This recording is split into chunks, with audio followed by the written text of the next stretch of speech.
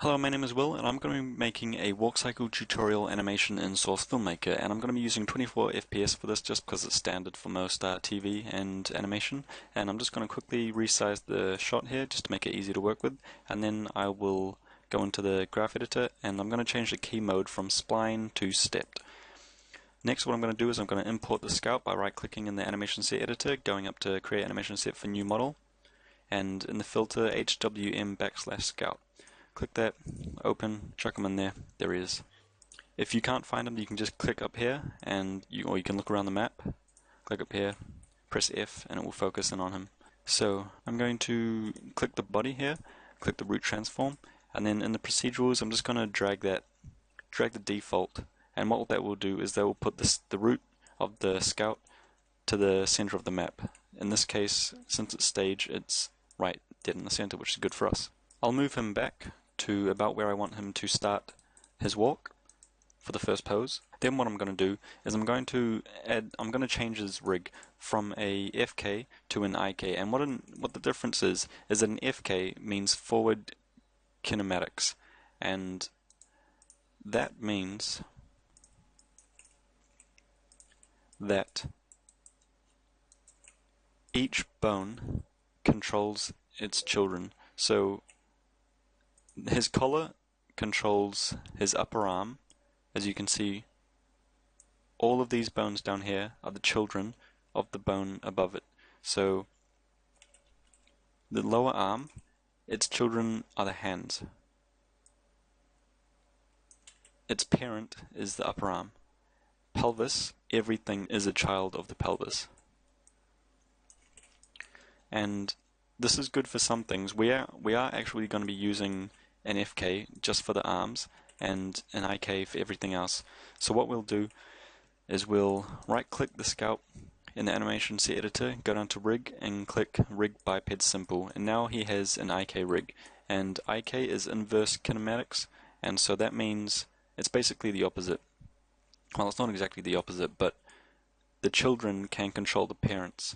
As you can see here, the child is the hand and the parents are the arm. So that can make it easier for a lot of things, but it can give you bad animation, but that's why we have the ability to change it between them. Okay, what we're going to be doing next is locking the hands to the pelvis, and I like to do this because it will make it a lot easier later on. And easily enough, to lock it, we can hold control, click both of the hands, and then that will open it up here in the animation set editor. We can open the body up, click pelvis, drag it down to rig hand R, do the same for rig hand L. And now when we move the pelvis, the hands will follow. The legs won't because it's IK, and so it's meant to be like that. Next, what we'll do is we'll grab the pelvis, and since the pelvis's parent is the root, and so we want to make sure that his pelvis is zeroed out in the X position, so we'll just hit 0 there, and there we go. That's nice to work with. We can't set it for Z because then he would squash down to the ground. That looks a bit strange and disturbing. So now we'll get into it. And I'm going to be using this as a reference for the poses. And now, since you've looked at the website, I'm sure, you'll see that this is similar to one of the pictures on the website. Contact down, pass up, back to contact. So we're going to be posing him in the contact right now. So first of all, we'll just grab the pelvis, bring that down a bit. I'm going to rotate it forward. Rotate it forward. As you can see in here, the body is rotated forward in all of those. Then I'm going to grab the foot, the right foot, bring that forward, rotate it up about the heel, and then pose the opposite foot.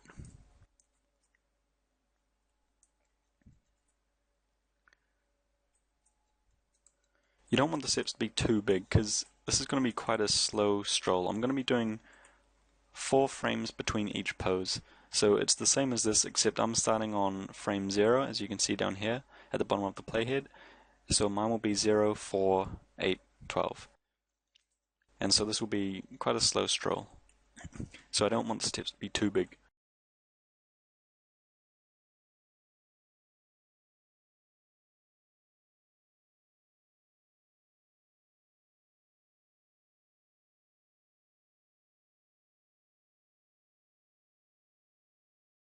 So I just want the heel to be touching and the top of his toes to be touching, just like that. I'm going to leave the hands like that for now, and I'll deal with them later. That's about the contact pose. Then I'll go forward 4 frames. And now I'll pose him into the down pose. So grab his pelvis, move that down, move it forward, rotate this foot down until it looks about flat, move it down so it's touching the ground, and now I'm going to be using the square brackets. And now it looks like his heel is sliding on the ground, and we don't want that.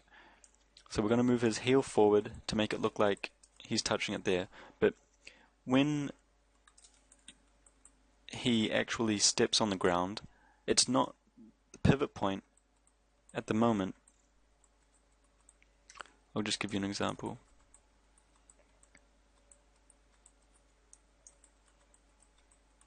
The pivot point looks about here, but what we want is when he actually steps down, the pivot point is going to roll, and so we want his foot to be in front here. This is just exaggerating it, because if you could imagine, as he steps down, it's going to roll on the heel.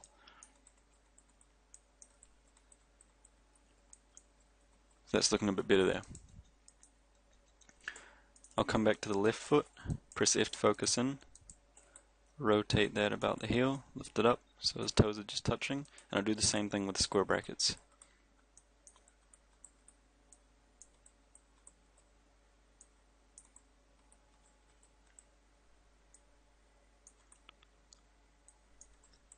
There we go.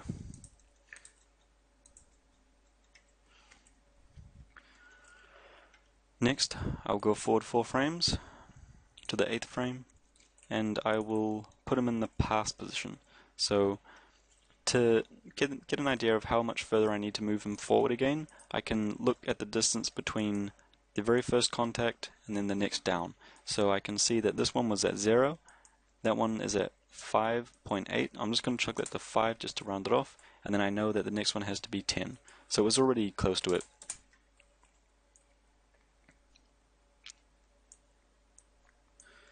So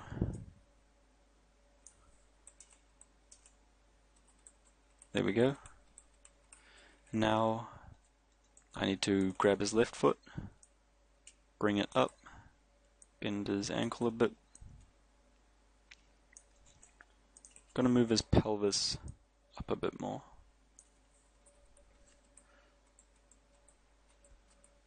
I might move his body a bit more forward, so I'll come to the X position in the pelvis, and I'll just... So I'm going to grab this and I'm going to make it up to about 7. So that means that one needs to be about 14.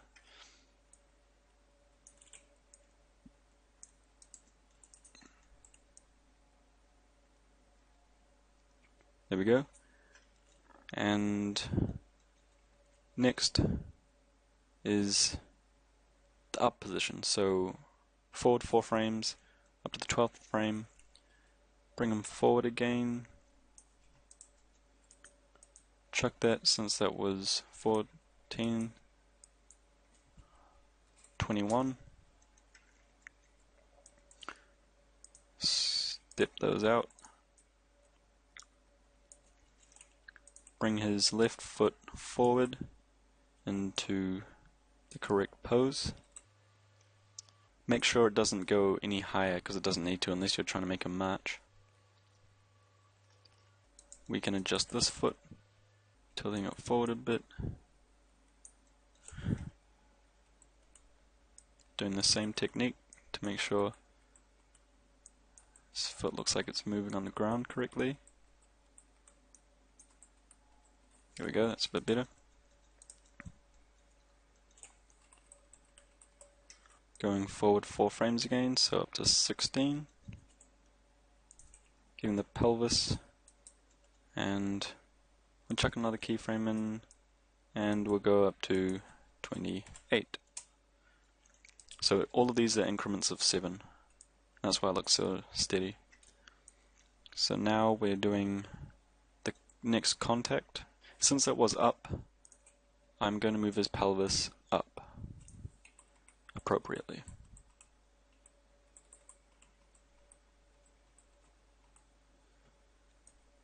Just going to step these out because there was a few keyframes in there that weren't stepped.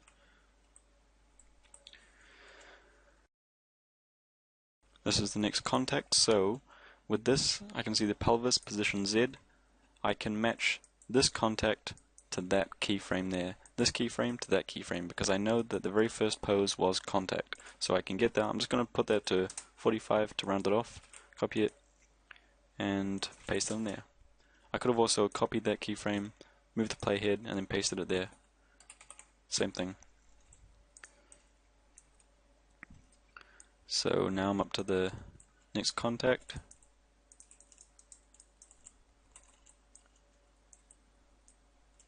Remember taking note of the distance between the feet. I want it to be about that distance.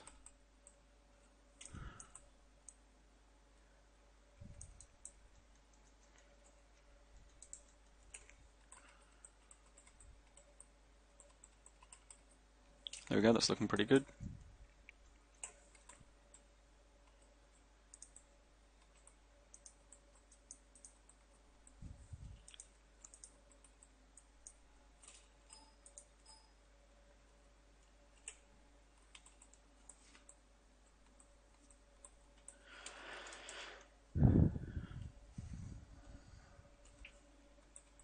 Okay, so I need to change this foot.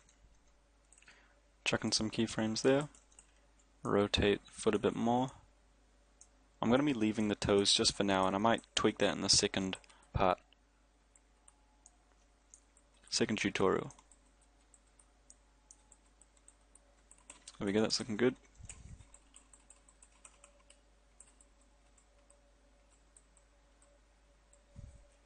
The reason why that jump looks so big is because I don't have any keyframes in here. So what I'm going to do is I'm just going to go forward 4 frames, select all of these keyframes on the down position, right there. So now all of these keyframes are the same because this foot doesn't move. Now I've just done the next contact, so now the next one is down. So once again, grab the pelvis. I can chuck a keyframe in here, add 7 to that, 35. And this is down, so his pelvis is also going to be moving down, and I can see that this keyframe here, that is contact, which means after this one needs to be down, so I can copy that keyframe, paste it in there. Now it's nice and repetitive. So I'm just going to fix this foot up. And although when you do animation with walk cycles, you don't want it to be mathematically perfect. However, since this is just a tutorial, I'm just going to try and keep it nice and tidy for you guys.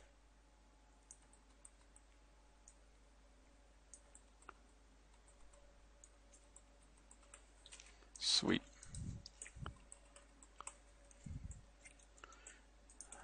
Change this foot a bit, roll it forward, up, move it along X.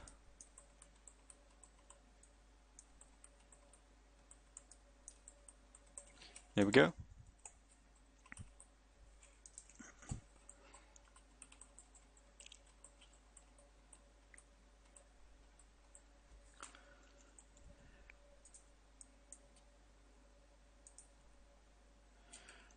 Now I'm just going to do the other 2 steps, and I'm going to speed it up a bit. So I won't be talking, but you guys can watch.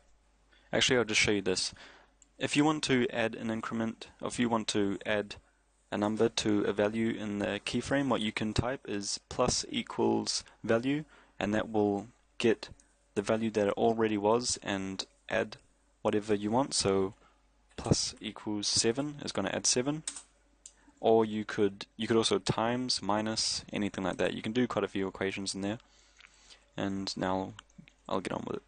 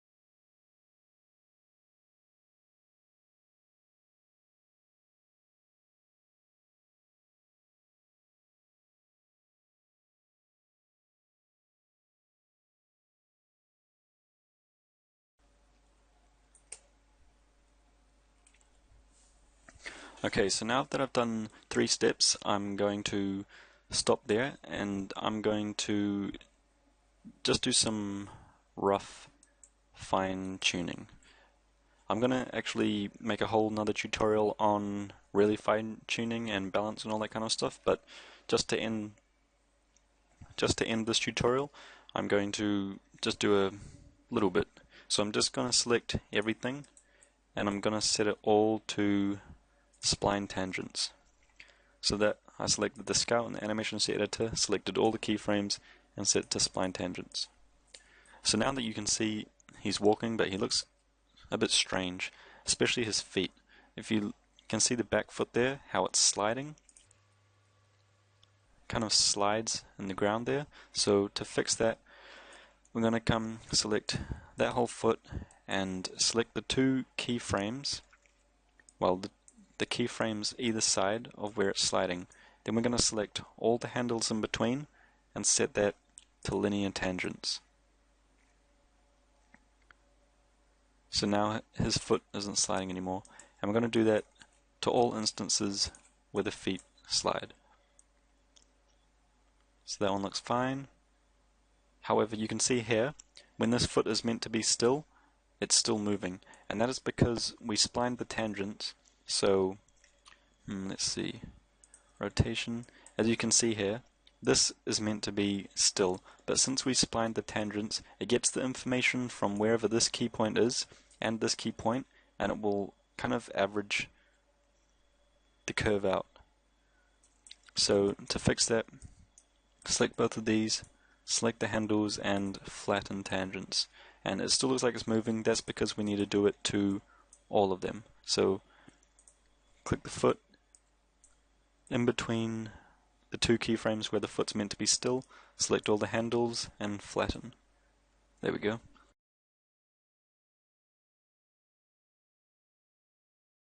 And you can see, once again, his foot's digging into the ground in between these 2 keyframes. Well, not these two bookmarks, I guess I could say. So to fix that again, select them and linear.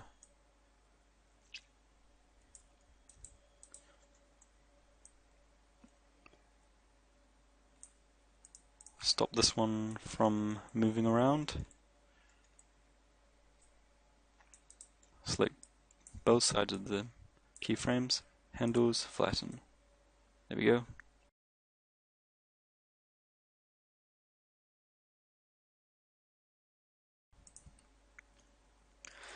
Now you can see his arms are looking pretty dead and stiff, so what we're going to do for this is we're going to go back into we're going to change the rig from this IK to an FK. First of all, what we need to do is unlock our parent, so click unlock, and it still holds the information, which is really nice. It kind of automatically bakes it.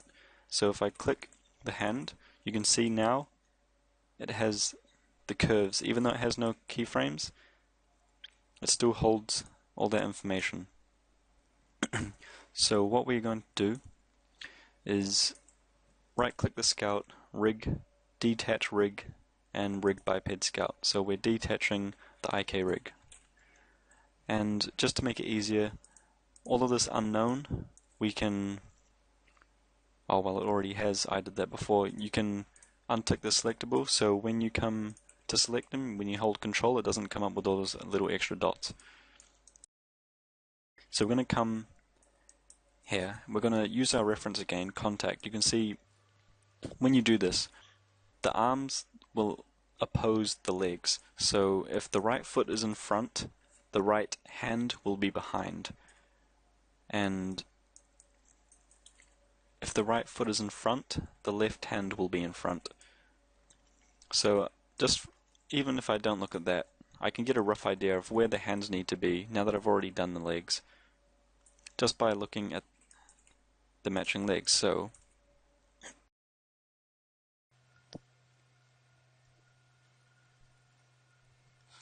edited the keyframes here. It actually took away the motion data from that was set in there from the IK, but since this is FK, it's the parents control the children. So his collar is going to control all of this here.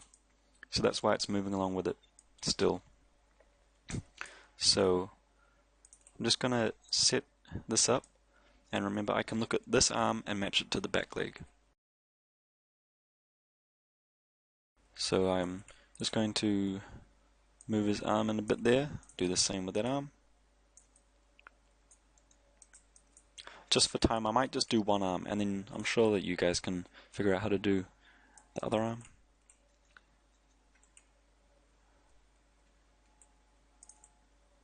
So that's about contact. Go forward 4 frames. So I'm just going to set the arm into a contact pose. That looks about right for me.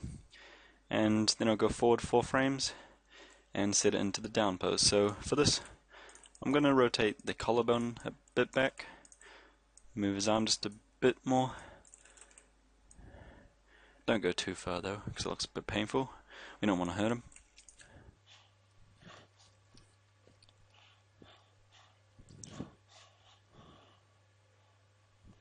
Forward 4 frames again to the 8th frame, and then we'll start to bring him forward. Remember, just looking at the back leg. I'll just open this up again for you guys. Trust me, I don't need it. Matching it up to the back. It's looking jerky because it's still on stepped. Still step tangents there. I'll put it to spline just for the arms.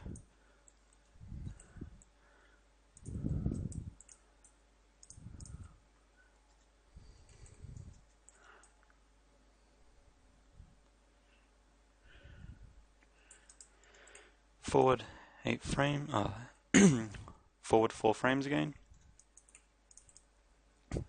Match it to the opposite leg.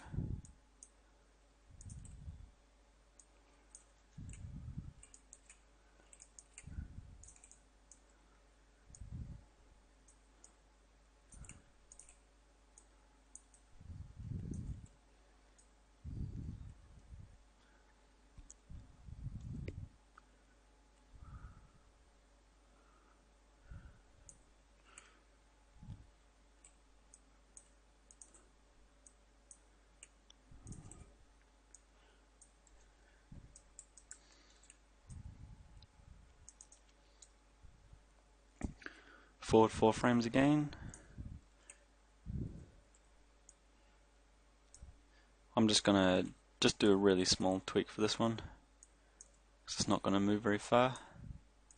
I'll just rotate the hand a bit there, and I'm gonna actually go,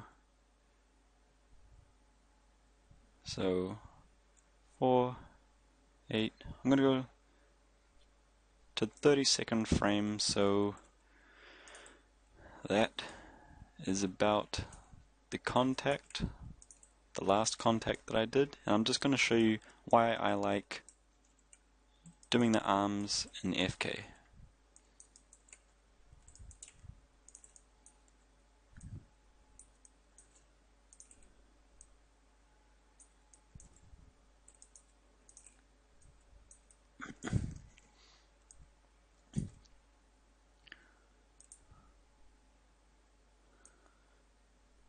Although that doesn't look very good, you can see that I was able to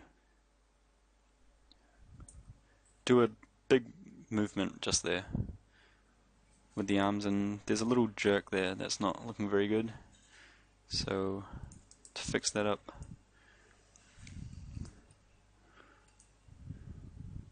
this stuff is all about timing. See, you can see here with this motion path, each of these green points represents a keyframe.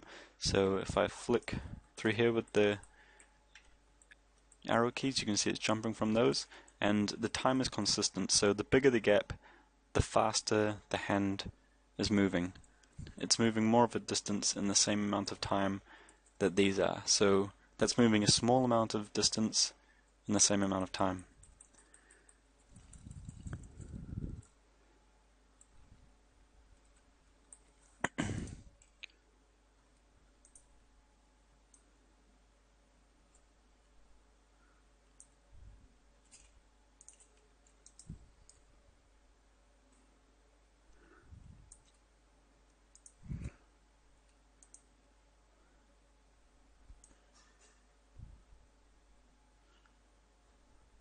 I'm actually going to start to move his hand back a bit.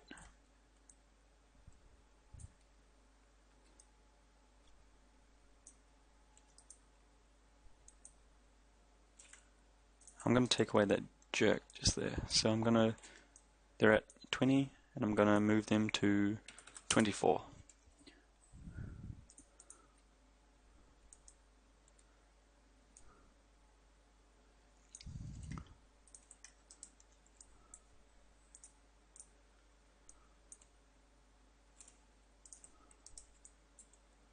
Just splining out all of these keys. The collarbone has quite a big dip in there, so I'm just going to move those into about the center. Move them to frame 20.